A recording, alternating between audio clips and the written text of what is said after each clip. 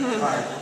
So thank you guys. I think we're going to subject you to the questions of the crowd. And if anyone wants to take this microphone, they can. I have a microphone, so I can just bring it around. Just raise your hand. There's people out there. Why don't nobody raise their hands? We I have a have question. a question, Mark. With my paycheck coming. Hi, I'm just wondering if you ever have topics of copyright, like other people looking at your work and copying it, if you worry about it, Oh, yeah. China or India. Oh, yeah. China loves And us. have you ever Big in China. have you fought it? Yeah, we get emails from people a lot because they'll see a poster of ours printed on a T-shirt. Remember we did a White Stripes poster a long time ago, and somebody's in England sitting outside the show, and somebody's selling these white stripe with our poster, just like, not to. Hong Kong eBay's had a bonanza with our stuff. It's always an ongoing battle. Fashion store in New York City, right? Yeah. They're using one of French Kicks design, but they switched the type out, and I emailed them back and forth. They said, take it off the rack. There's been a couple of Not to what you're saying.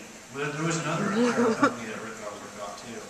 Yeah, it's flattery, and I don't know, we've never fought it, I guess, that much, but we got some money back. But, yeah, we run into it before. We got sued by Campbell Soup. It's a good compliment.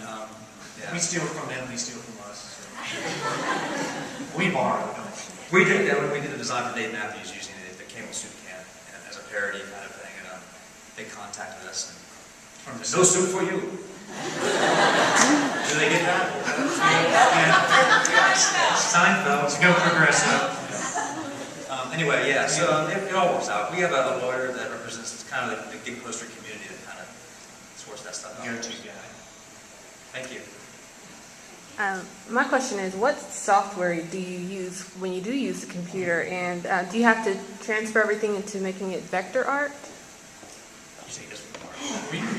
We're stuck on the old freehand program, which half you might not even know about. But it was, freehand and Illustrator one time were neck and neck, and Illustrator plot out freehand. And we can making it, but we like it. Yeah, we can use Illustrator, but freehand works really well with silk screen and tips and things like that. So we just keep using it. But we work in vector, Photoshop a lot. So film work is, Photoshop, but the output stuff on film too. There's a lot of stuff that's involved with our stuff, not just as flat art, but we have to think about how it's produced on film. So, there's several ways you can do it. I've seen people do it on Illustrator, but we personally, we use the vector program in Photoshop. I use Photoshop a lot because it's great for textures. You can pull a lot of things off other things. Thank you. Other questions? One back there. I see her. Her and I see her.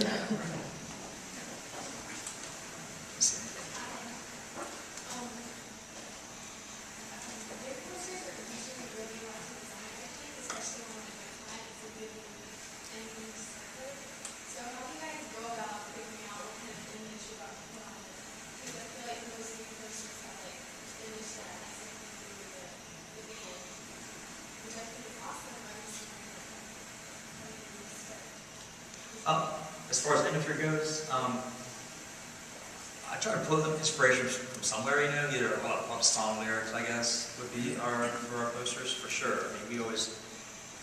For a band like Seed and Cake, we try not to do like a cake on a wave, that's going to be pretty good. Radio for a head, or clever. So we try to go a little deeper into that, go into the lyrics and stuff, and you may not see the inspiration there right away, but I think as illustrators or designers, you have to have it somewhere in you that kind of drives you to do the work. We don't take it quite literally, but we research as much as we can. Tennessee Williams, the national lead singer, is very into him. So I researched what he was, some artists that he was into, and he's really into Tennessee Williams. He mentions it in a song, so that's the reason for that. So it can be something like that. So there usually is some method to the madness, I guess. Sometimes. Or sometimes we just do birds. We keep sketchbooks too. There's a lot of times I'll look back at my old work and I'll know I want to use it for something. The right project will come along and make some changes, and it happens.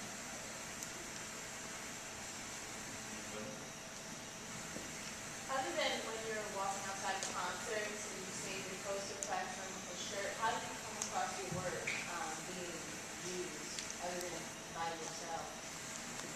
It's funny because most, posters are supposed to be used for promotion, but these days it's more really used for a merchandising tool. So, like if you go to a Dave Matthews concert, you'll go to the merchandising booth and see people get tunes and walk off. You won't see them hanging up anywhere at all. And the local stuff usually gets ripped off the walls before. Yeah, it's horrible promotion, really, because it stays on the telephone pole for like a minute. It's gone. It actually works better online, as a getting around as a JPEG on gig posters or different design blocks or where it ends up. But how do you come across people stealing it from you? Oh, well, we'll see stuff on eBay. People send us emails all the time. People see our work in a New York store and they send us a link on that. So that's how we found out. Usually other people are getting ripped off and it goes through pretty For the Dave Matthews stuff, they'll like get all of our little JPEGs and make like this Dave Matthews placemat. They'll print all these like little JPEGs out small, and I say, so we email the Dave Matthews band and we just push it to them because they have a whole staff that deal with that stuff. But, so yeah, we run across it, just word of mouth. People, pretty respectful if they see something kind of that's not right. A lot of people come to us and say, hey, these guys are using your work, or this guy's ripping you off. And we'll usually be pretty cool about it, but if they don't. He's got a baseball bat in his trunk. Yeah. He's part Irish, What is the back of Has any of your clients ever just completely not liked what you've given them? Like you've turned in something and they've been like, no, made something else. Oh yeah. Yeah, sure. That's part of the whole creative process. You're going to run across that. You got to learn how to deal with it. Yeah, your ego is slowly draining over the years. Suck dry, vampires. You're squished like a sponge. But yeah, you have to accept it. They're paying you for a job. You're not paying them. They're paying you for what they want. They may not be an artist at all. They may have the worst taste in the world. I'd say 98% of the time you can work through that process, but you're going to come across a client or two where it's going to die right there. There's nothing you can do. We call it a chrome-plated turd. You can keep, still what it is. Yeah, they'll want like an airbrush, whatever, horse. I want a bunch of horses airbrushed, these Vikings on them. So you came to us for our style, so, and we'll be honest with them up front. We can't do a style that's not ours, so let them know. I just want to ask about the name that name. No, you don't. McDevitt and Lee Party games. Well, you get a couple guys that have been around each other for a while and we're pretty loose with what we do, so you can just imagine what comes out. Things under pressure sometimes create Release. Yes.